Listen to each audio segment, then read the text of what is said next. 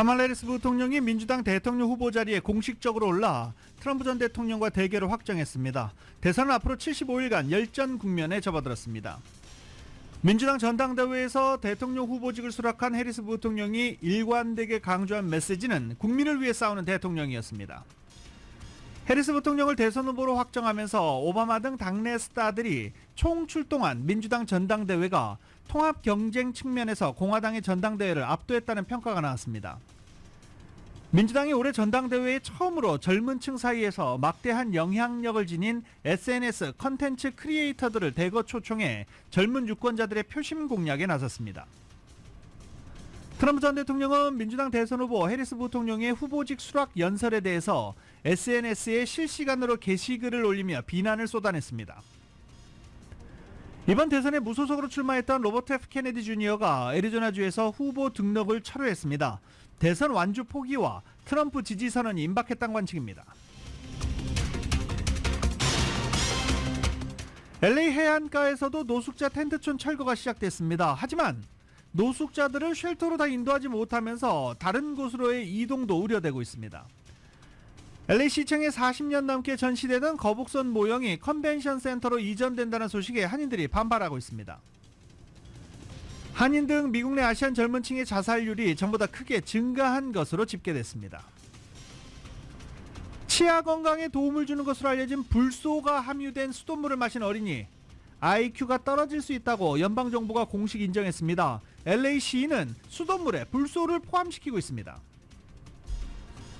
제롬 파월 연방준비제도 의장이 잭슨홀 연설에서 점진적 금리 인하 신호를 줄 것이란 전망에 무게가 실리고 있습니다. 올 7월 들어 기존 주택 매매 건수가 395만 건으로 하락세를 멈추고 반등한 것으로 나타났습니다. 이스라엘과 팔레스타인 무장정파 하마스 간의 휴전 협상이 난항을 겪고 있는 가운데 미국을 비롯한 중재국들과 이스라엘이 이견을 줄이기 위한 논의를 시작했습니다. 러시아와 우크라이나 전쟁이 끝이 보이지 않을 정도로 대립이 심화되고 있습니다. 푸틴 러시아 대통령은 쿠르스크 원전이 위협받고 있다고 주장했습니다. 코로나 바이러스의 효과적인 신규 백신이 식품의약청 FDA 심사를 통과했습니다. 이에 따라 생후 6개월 이후 영유아부터 성인까지 신규 백신 접종이 권고되고 있습니다.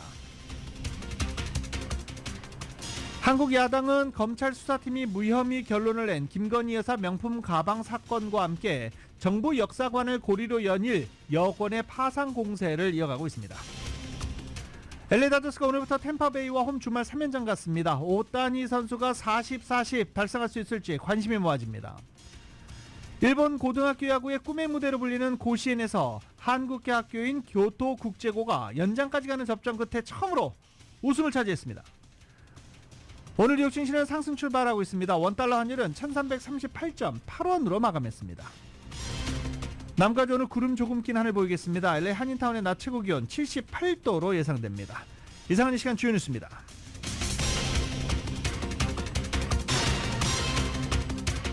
이 시간 주요 뉴스는 한우리 호텔, 세계 최대 항공기 아시아나항공 A380에서 차별화된 서비스를 만나보세요. 고국까지 편안하고 안전하게 모시는 아시아나항공 제공입니다.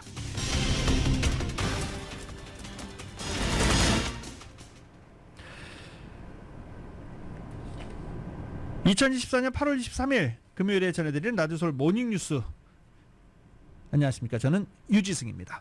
김윤정 앵커의 정기 휴가로 오늘부터 당분간 저 혼자 진행해 드릴 수 있도록 하겠습니다.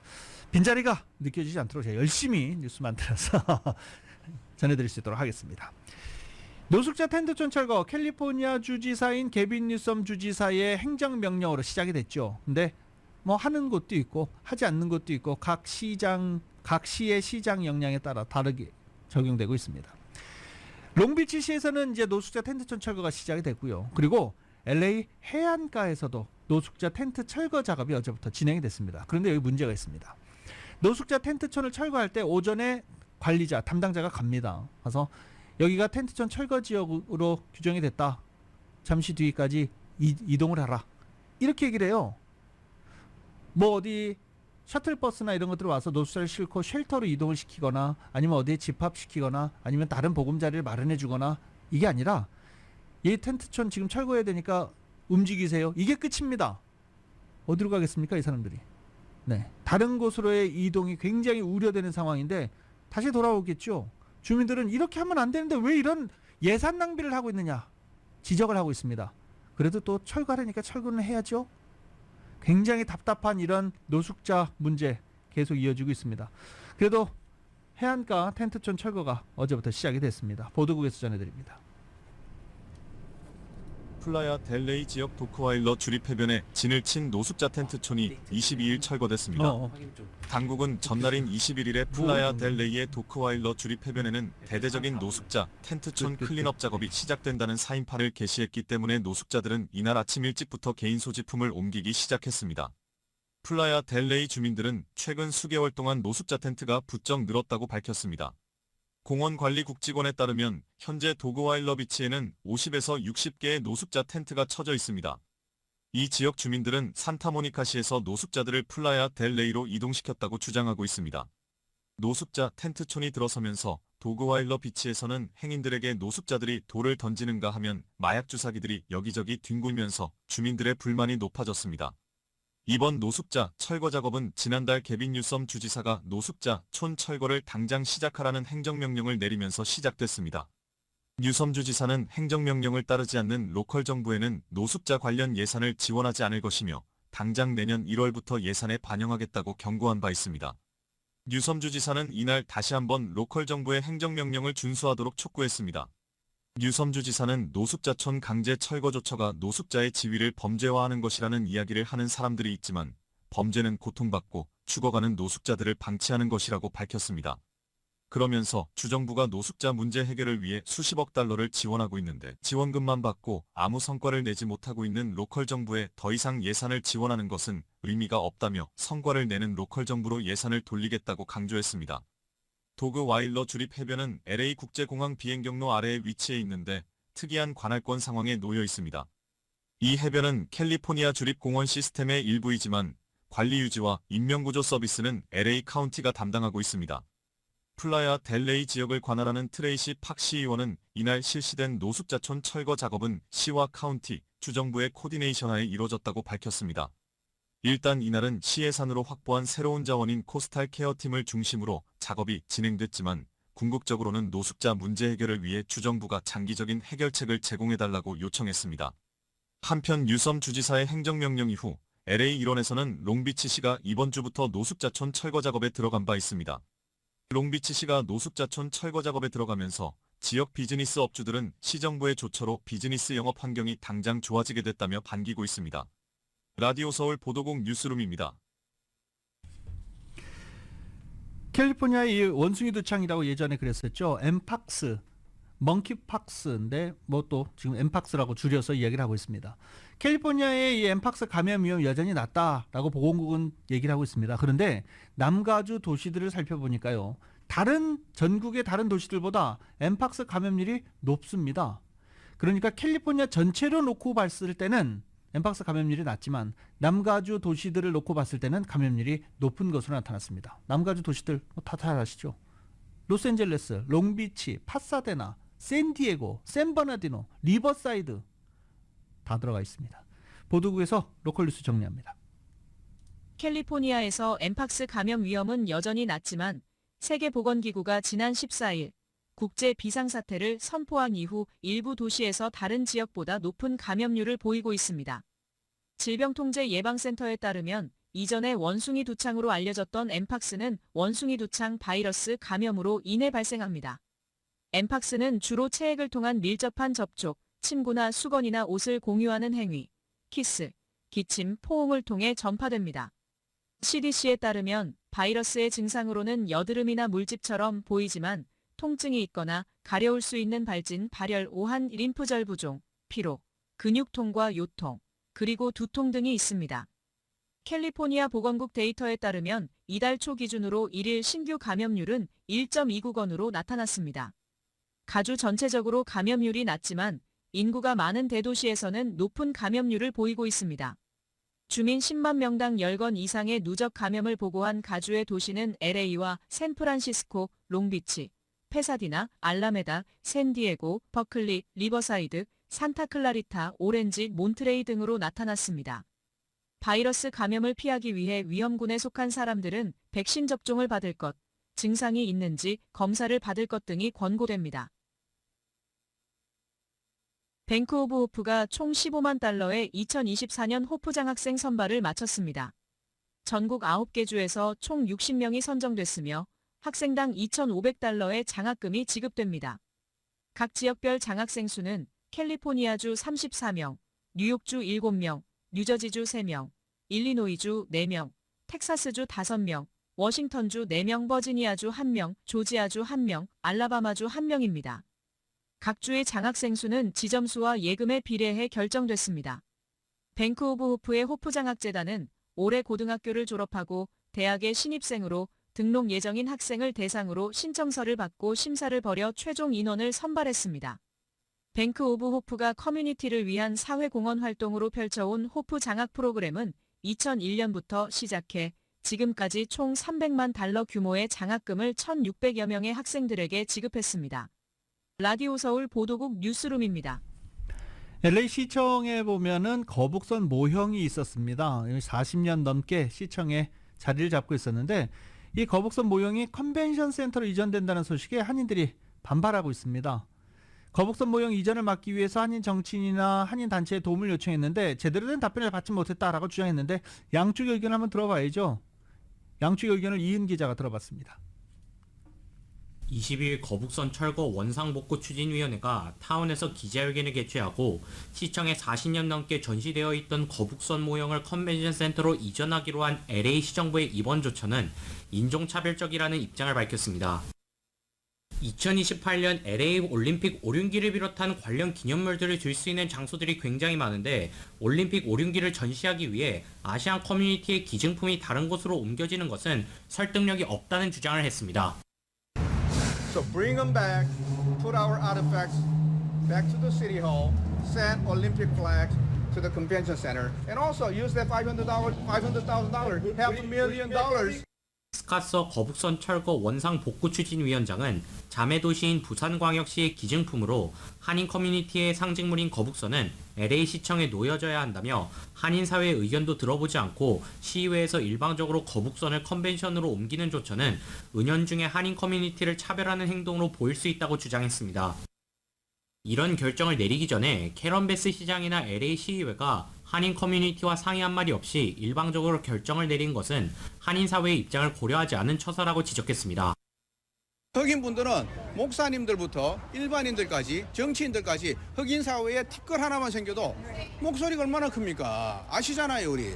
이런 건수가 있으면은 더욱더 조심을 해야 될 거 아닙니까? 스카서 위원장은 거북선이 컨벤션 센터로 이전된다는 소식을 접하고 존리 12지구 LA 시의원을 비롯해 한인 정치인들 그리고 타운 내 주요 한인 단체들에게 도움을 요청하기 위해 연락을 취했으나 제대로 된 답변조차 받지 못했다면서 한인 정치인이나 단체들의 반응이 실망스럽다고 밝혔습니다. 우리 단체나 또 지금 정치를 하는 분들, 정치를 하고 계시는 분들, 그리고 또 정치에 나와 있는 분들이 목소리를 내주셔야 돼요. 왜? 그분들이 항상 하시는 말이 뭡니까? 한인 사회를 지키자. 한인 사회를 대변하자. 2028 LA 올림픽에 관련된 기념물들이야말로 한인을 비롯한 많은 주민이 보고 축하할 수 있는 공간에 전시되어야 한다고 덧붙였습니다. 한편 LA 한인의 제임스 한 회장은 거북선 인접 문제와 관련해 관계자의 연락을 받았지만 거북선만 컨벤션 센터로 옮겨지는 것이 아니라 반대할 입장이 못 된다는 주장입니다. 시장실에서 일단은 그 깃발을 갖다가 거기서 진열하기 위해서 거기 현재 있는 거를 좀 치웠어야 한다고 하고 일본 거하고 그 한국 그 부산 광역시 것만 옮긴 게 아니고 거의 멕시코에서 들어온 선물도 치웠어요. 컨벤션 센터보다는 훨씬 더 작은 숫자의 사람들이 방문을 해요. LA 시청은. 특히 그 아래층에는 이제 뭐 무슨 어디 LA시 부서의 사무실 시민들이 왔다 갔다 하는 자리가 아니고. 스카서 위원장은 거북선 모형이 컨벤션 센터로 옮겨지는 것보다는 차라리 한인 사회가 돌려받아 타운에 공간을 마련해 관리하는 것이 낫다는 주장도 했습니다. 논란이 되고 있는 거북선 모형은 LA와 자매결연을 맺은 부산시가 기증해 LA시장 집무실에 전시되어 왔는데 2028년 LA 올림픽을 앞두고 LA시장 집무실이 위치한 3층 복도에 올림픽기를 전시하자는 LA시의회 발의안이 통과되면서 시청에서 철거돼 LA 컨벤션 센터로 옮겨지게 되었습니다. 이날 기자회견은 주류사회 매체들도 다수 참석해 거북선 모형 이전 이슈에 대한 관심을 보였습니다. 라디오 서울 뉴스 이은입니다. 세금을 착복해서 주택을 구입했다는 소송에 휘말린 오렌지 카운티 슈퍼바이저 앤드류 도 슈퍼바이저입니다. 앤드류 도의 딸 리아논 도의 집이 어제 연방정부 요원 FBI로부터 급습을 당했습니다. 뭐 급습이다라고 하기보다는 그냥 수색영장이 집행이 됐습니다. 오렌지 카운티 슈퍼바이저 앤드류 도의 딸 리아논 도는 비영리 단체 비엣 아메리카 소사이어티 VAS를 이끌어왔습니다. 비엣 아메리카 소사이어티 베트남 단체입니다. 최근 제기된 소송에서 리아논 도가 이끄는 이 VAS가 연방과 로컬 정부 자금을 착복했고 리아논 도가 지난 7월 구입한 집이 이 돈에서 흘러나왔다라고 소송 소장은 주장하고 있습니다. FBI는 수색영장을 발부받아 집행 중이지만 압수수색영장을 받은 거지 체포영장을 받은 게 아니다 라면서 체포할 계획은 없다라고 밝히기도 했습니다. 이번 일로 여러 군데의 수색영장이 발부가 됐고요. 이 조사는 계속 이어질 것으로 보입니다. 슈퍼바이저 앤드류 도가 딸의 비영리 단체 비엣 아메리카 소사이어티에 대해 자금을 대줬고 이 자금 가운데 일부가 리아논 도가 자신의 집을 사는 데 사용했다. 이게 소장의 핵심 내용입니다. 자, 지금 뭐 저희 유튜브 같이 보시는 분들이 왔다 갔다 하는 그 청년 누구냐? 네, 저희 이은 기자였습니다. 아침에 이은 기자가 여기저기 돌아다니면서 로컬 뉴스를 좀 정리를 했습니다. 이은 기자가 로컬 뉴스 정리해드립니다.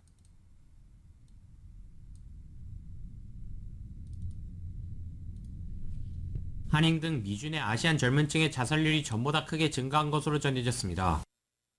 최근 의사협회 저널 JAMA의 최근 연구 보고서에 따르면 10세부터 19세 사이 아시아계 청소년 10세부터 19세까지 연령층의 자살률은 남성의 경우 1999년 10만 명당 3.76명에서 2011년 6.49명으로 72% 증가했습니다. 여성의 경우 1999년 10만 명당 1.65명에서 2011년 3.72명으로 125% 증가했습니다. 아시아계 젊은 층의 최근 수년간 자살률을 인종별로 분석한 또 다른 연구 보고서도 있었는데 2018년부터 2011년까지 15세부터 19세까지 청소년과 20세부터 24세까지 젊은 층 성인의 자살률을 분석했습니다. 한인, 중국, 필리핀, 인도, 베트남계 등 5대 아시안 인종을 자세히 분석하고 나머지 아시안 인종은 그 외로 분류했습니다. 한인의 경우 15세부터 19세까지 청소년은 10만 명당 8.44명이었고 20세부터 24세까지 젊은 성인층은 10만 명당 15.66명으로 집계되었습니다. 전체 평균은 각각 9.17명, 14.18명으로 나타났으며 한인의 경우 청소년은 전체 평균보다 조금 낮았지만 젊은 층 성인은 평균보다 높았습니다. 다만 청소년의 경우 베트남계와 기타 아시안 인종으로 인해 평균이 높아진 탓으로 한인은 중국계, 필리핀계, 인도계 등 다른 주요 아시안 인종보다 자살률이 높았습니다. 5대 아시안 중 자살률이 가장 높았던 아시안 인종은 베트남계로 각각 청소년 10.57명, 젊은 층 성인 17.66명으로 조사되었습니다. 파키스탄, 캄보디아, 일본, 태국계를 포함해 그 외로 분류한 아시안이 13.37명, 16.79명으로 집계되었습니다. 이와 관련 연구보고서 저자인 앤서니 V. 워싱턴 교수는 언어 지원이 부족하고 정신건강에 대한 이야기를 하는 것이 수치심을 느끼는 경우가 많은 것이 관련 서비스에 접근하지 않은 이유가 될 수 있으며 이는 자살률을 높이는 데 기여할 수 있다고 추측했습니다. 또한 아시안 증오가 늘어난 가운데 성공해야 한다는 사회적 압박이 젊은이들의 정신건강을 해치고 우울증과 자살까지 이어질 수 있다고 분석했습니다. 이에 더해 아시안 증오가 늘어나면서 총기를 마련하는 아시안 가정이 늘어났는데 가정에 총기가 있다는 것은 자살과 살인 행위 발생 가능성을 높이는 요인이기도 하다고 덧붙였습니다. 특히 청년 정신건강 위기가 현재 진행 중이라며 언어적, 문화적으로 유능한 정신건강 지원이 전반적으로 시급하다고 강조했습니다. 치아 건강에 도움을 주는 것으로 알려진 불소가 함유된 수돗물을 마신 어린이는 지능지수 IQ가 떨어질 수 있다고 연방정부가 공식적으로 인정했습니다.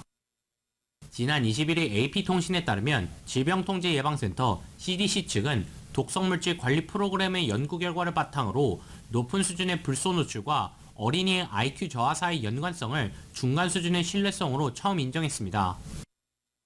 프로그램은 캐나다와 중국, 멕시코 등에서 수행한 연구 결과를 분석해 권장 기준의 2배가 넘는 리터당 1.5mg 이상의 불소가 포함된 수돗물을 오랜 기간 마신 어린이의 IQ가 내려갈 수 있는 것을 확인했습니다. 또한 이 보고서가 수돗물 속 불소가 어린이의 건강에 미치는 영향만을 파악하기 위해 작성한 것은 아니지만 높은 불소 수치가 신경학적 위험을 초래할 수 있음을 인정한 것은 이례적인 것으로 나타났습니다. 어제 한인타운에 위치한 주차장에서 한인 여성을 상대로 무장강도 사건이 벌어졌습니다.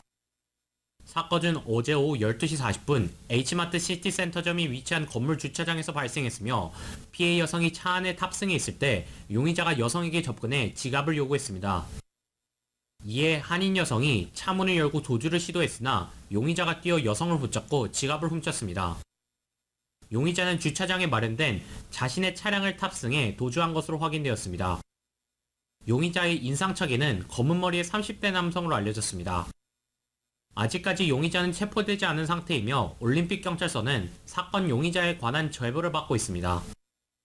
라디오 서울 뉴스 이윤입니다. 민주당 전당대회가 막을 내렸습니다. 나흘간 시카고에서 진행됐던 민주당 전당대회는 모두의 대통령이 되겠다라는 해리스 부통령의 선언으로 대선 후보를 확정짓는 전당대회 끝났습니다. 반이민 정책을 펼치는 트럼프와의 차이를 분명히 했습니다. 또 김정은과의 친분을 과시한 트럼프와는 달리 해리스는 단호한 대북 정책도 강조하기도 했습니다. KBS입니다.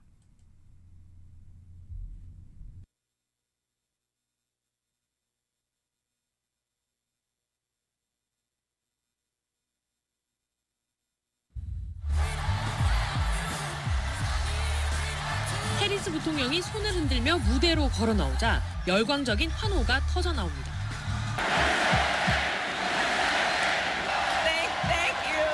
해리스 부통령은 인종과 성별, 계층을 초월한 미국인 모두의 대통령이 되겠다며 통합을 강조했습니다.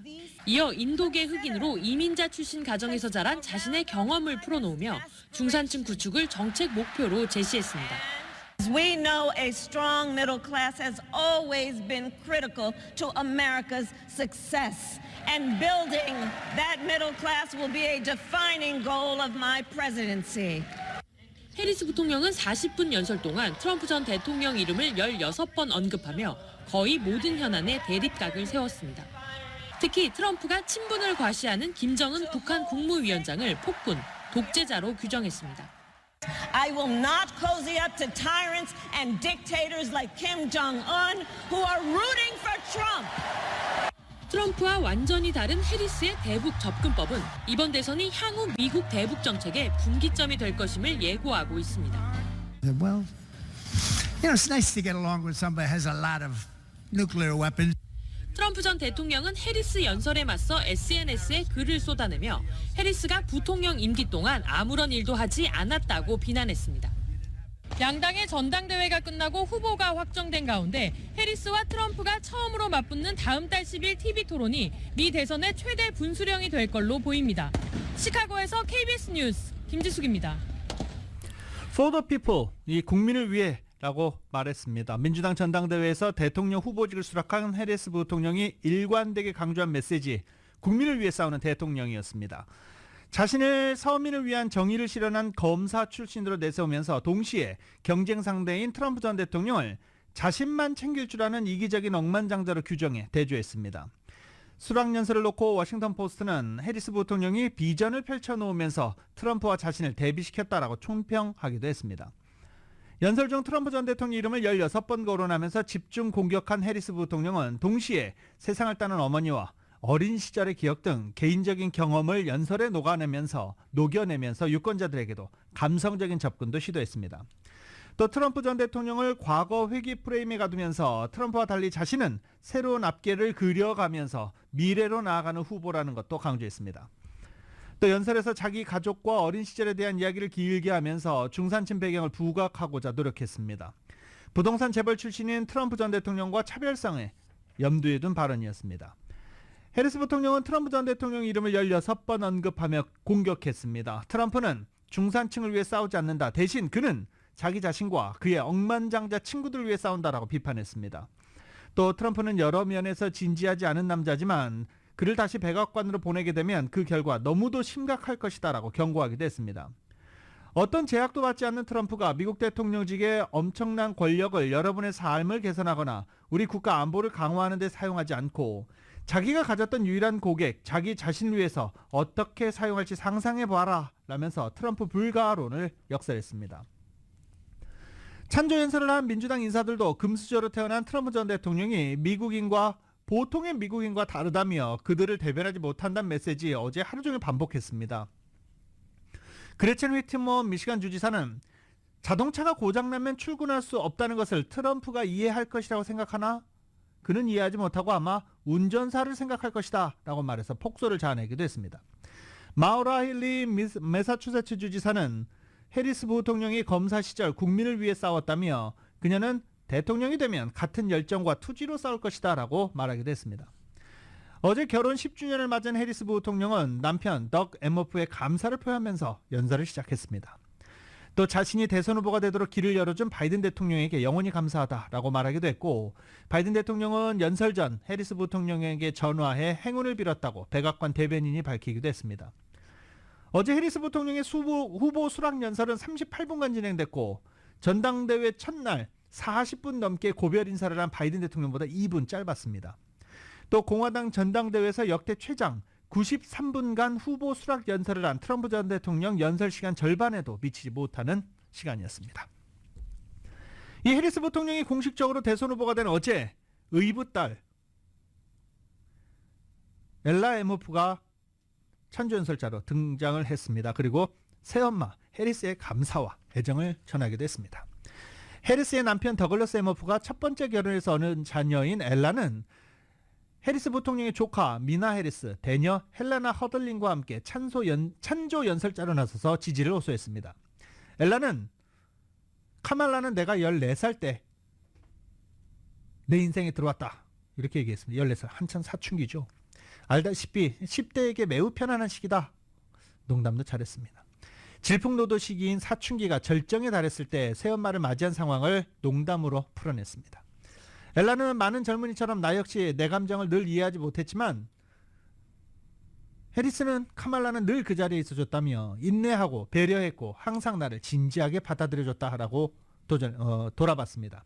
그리고 그녀는 내 이야기에 귀 기울이는 것을 멈춘 적이 없다며 우리 모두의 이야기를 듣는 것 역시 멈추지 않을 것이다 라고 강조했습니다. 앞서 지난달 말 엘라는 공화당 부통령 후보인 제이디 벤스 연방 상원의원이 해리스를 비롯한 몇몇 민주당 인사들을 두고 비참하고 자식 없는 캣 레이디라고 공격한 과거 발언이 논란이 되자 앞장서서 해리스를 옹호하기도 했었습니다. 엘라 누구지 어디서 많이 들어봤는데 라고 생각하시는 분들 많으시죠.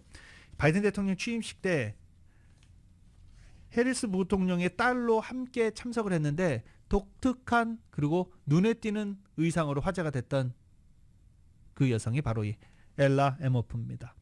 패션을 전공하고 있어요. 그래서 독특한 그리고 눈에 띄는 패션 감각을 보이고 있습니다. 카말라 해리스에게 몰리는 후원자는 대선 레이스 도중에 중도 하차한 바이든 대통령 후원자보다 훨씬 젊고 교육 수준이 높다라고 뉴욕타임즈가 분석했습니다. 바이든 대통령이 재선 포기를 선언하면서 해리스 부통령에게 바통을 넘긴 지난달 21일부터 11일 동안 해리스 선거 캠프에 기부한 신규 후원자는 150만 명을 넘는 것으로 추산됐습니다. 뉴욕타임즈는 이들을 분석한 결과 더 젊고 그리고 학력이 높았다라고 분석한 기사를 내보낸 것입니다. 이 민주당 전당대회 처음으로 젊은 층 사이에서 막대한 영향력을 지닌 SNS 컨텐츠 크리에이터들을 대거 초청해서 화제가 됐었습니다. NBC 보도에 따르면 나흘간 일리노이주 시카고에서 치러진 민주당 전당대회에선 헐리우드 스타 외에도 유명 틱토커 등 컨텐츠 크리에이터, 이른바 인플루언서 200여 명이 초대됐습니다. 미국의 정당 전당대회에 이렇게 공식 초대된 것 이번이 처음입니다. 당연하죠. 유튜버라는 직업이 생겨난 지도 얼마 되지 않았잖아요.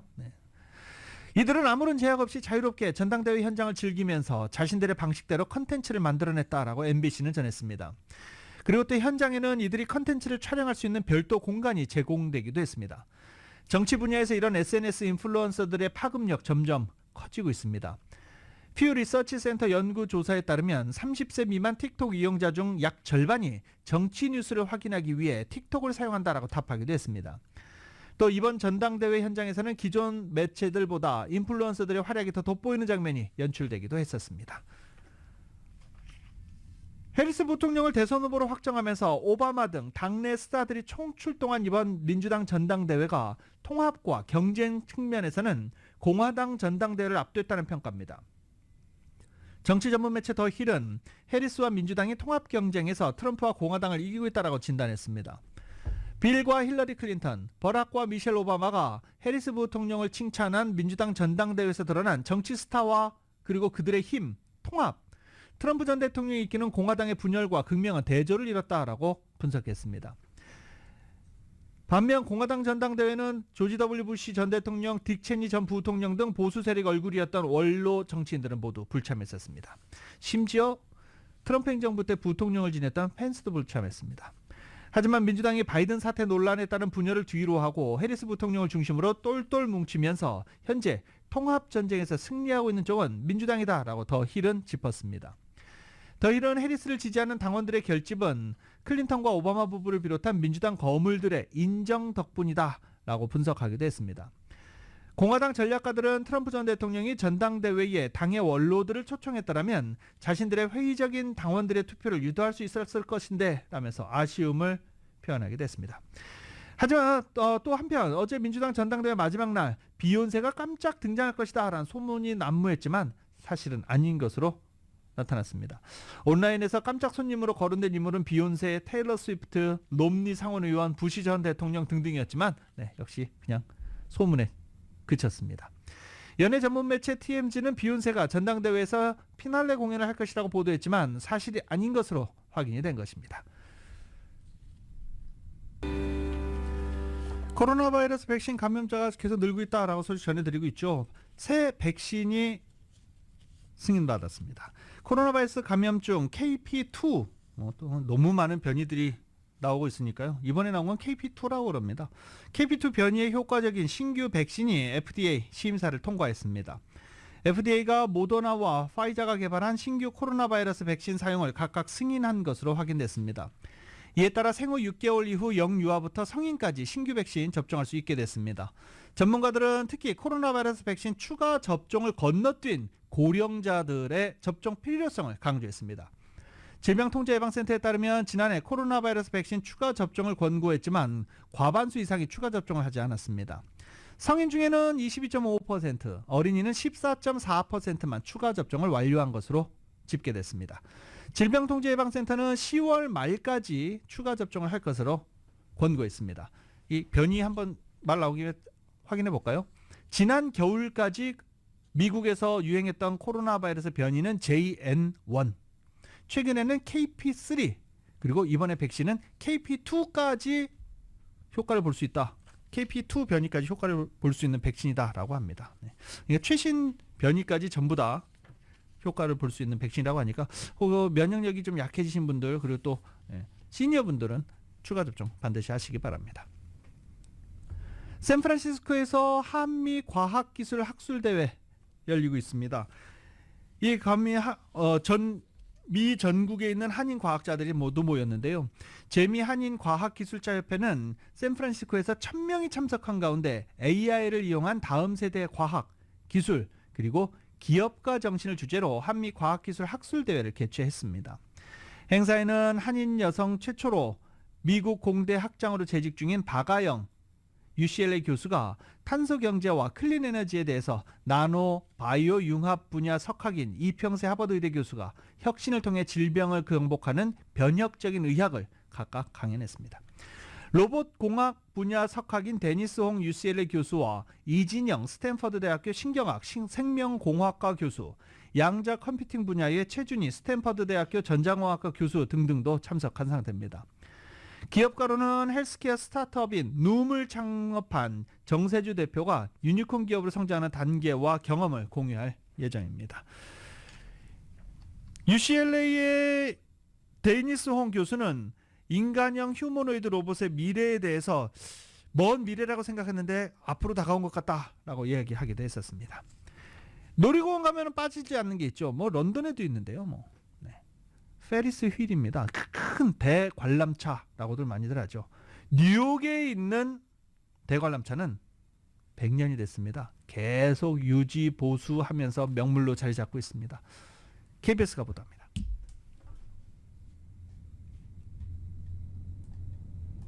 놀이공원이 많은 뉴욕 코니 아일랜드는 요즘 같은 여름 휴가철에 관광객들이 손쉽게 많이 찾는 곳입니다. 특히 코니 아일랜드의 보석은 대관람차 원더휠. 104년 동안 한 자리를 지키며 마스코트로 자리매김했습니다. That's the Wonder Wheel. It's 104 years old, but it's the most romantic ride in the world, and in 1920 it was the most thrilling ride in the world. 100년이 넘도록 사람들에게 많은 사랑을 받을 수 있었던 건 놀이공원 측의 특별한 관리 덕분입니다. 해변에 노출돼 부식 위험이 있는 원더휠의 표면에 페인트 칠도 자주 해주고 금속의 균열을 확인하기 위해 매일 엑스레이로 촬영합니다. 코니 아일랜드 놀이공원은 새로운 테마파크들이 생겨나고 코로나 사태로 문을 닫고 재개장했을 때 많이 힘들었지만 세월을 함께 견뎌온 대관람차가 있어 힘을 낼 수 있었다고 말합니다. That's some new stuff that's been around now, but the Wonder Wheel has definitely stood the test of time. 리포트가 희한하게 끝내네요. 자, 많은 사람들이 관심을 갖고 있었던 잭슨홀 연설 방금 나왔습니다. 제롬 파월 연방준비제도 의장이 통화정책을 조정할 시기가 도래했다라면서 9월 금리 인하를 강하게 시사했습니다.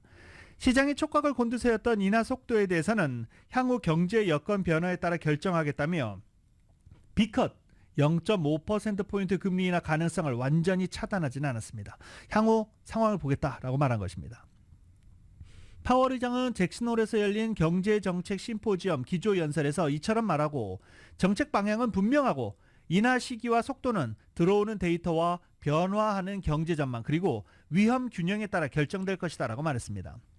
물가 상황에 대해서는 인플레이션이 현재 연준 목표에 매우 가까워졌다며 인플레이션이 2%로 안정적으로 복귀할 것이라는 확신이 커졌다라고 평가하기도 했습니다.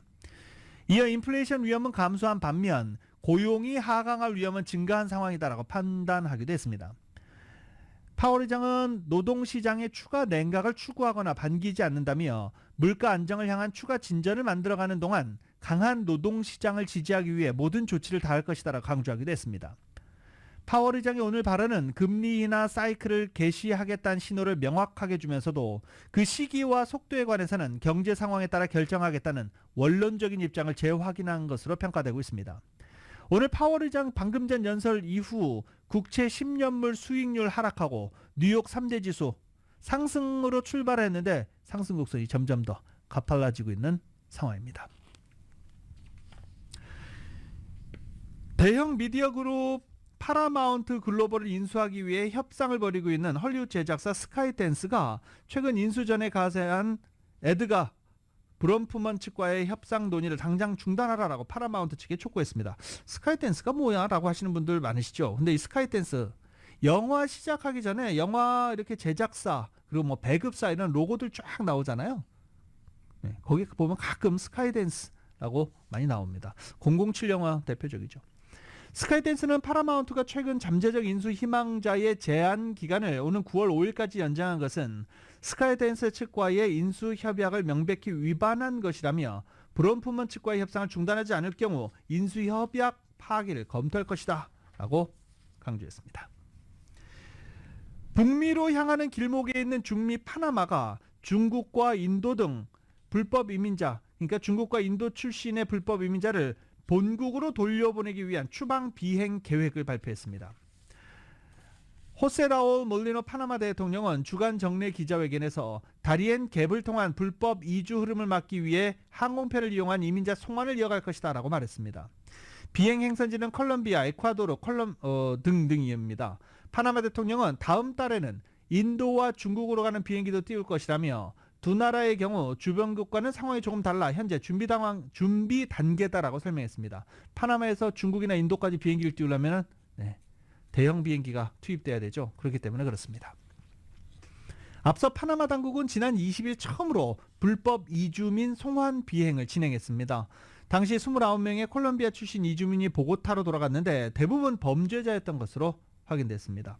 몰리노 파나마 대통령은 미국과 협력도 계속 이어갈 것이다 라고 강조했습니다. 나도솔 모닝뉴스 함께하고 계십니다.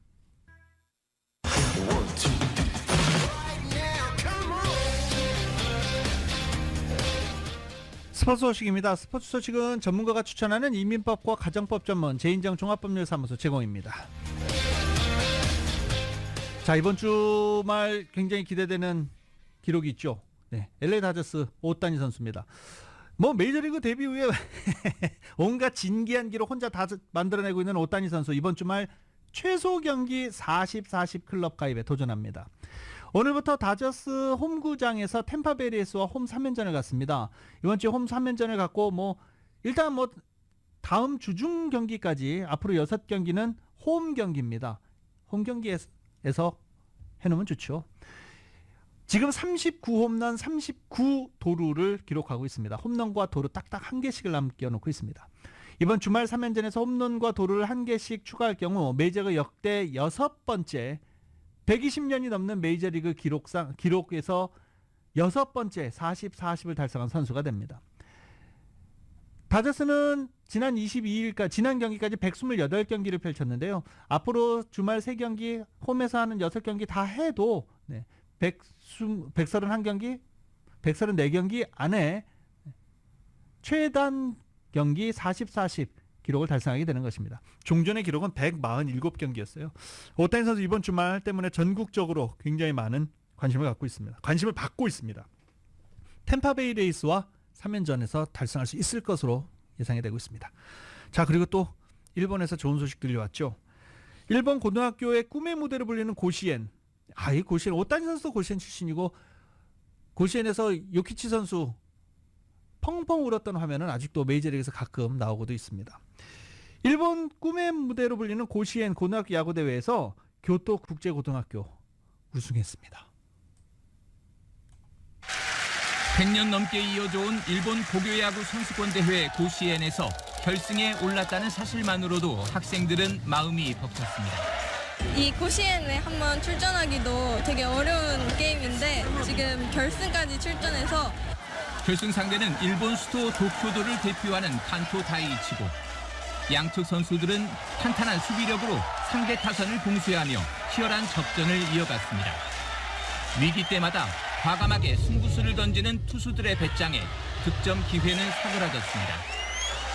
교토국제고는 6회 초 절묘한 번트 작전으로 1-4-2-3 룰을 만들어냈지만 후속타는 따르지 않았습니다. 경기는 0대0으로 연장전에 들어갔고 교토국제고는 승부치기에서 2점을 선취했습니다. 이어 상대의 공격을 1점으로 막아내면서 2대1로 짜릿한 승리를 거뒀습니다. 일본 전역에 한국어 교가가 울려 퍼지자 선수들은 뜨거운 눈물을 훔쳤습니다.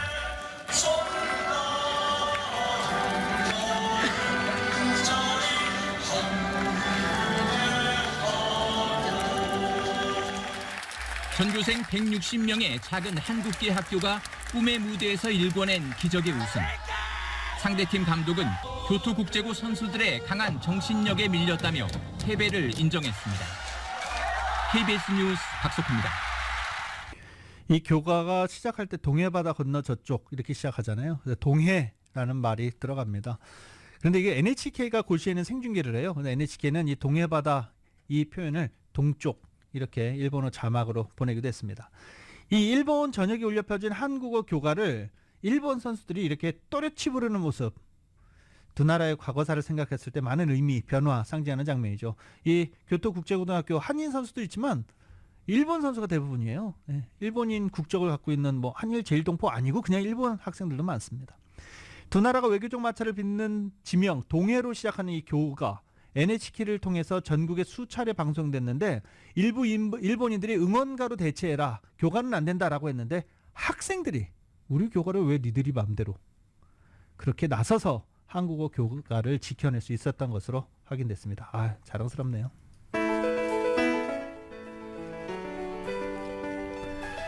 (2024년 8월 23일) 금요일에 전해드린 라디오솔 모닝뉴스 여기서 마치겠습니다. 지금까지 진행의 유지승이었습니다. 감사합니다. 즐거운 주말 보내시기 바랍니다.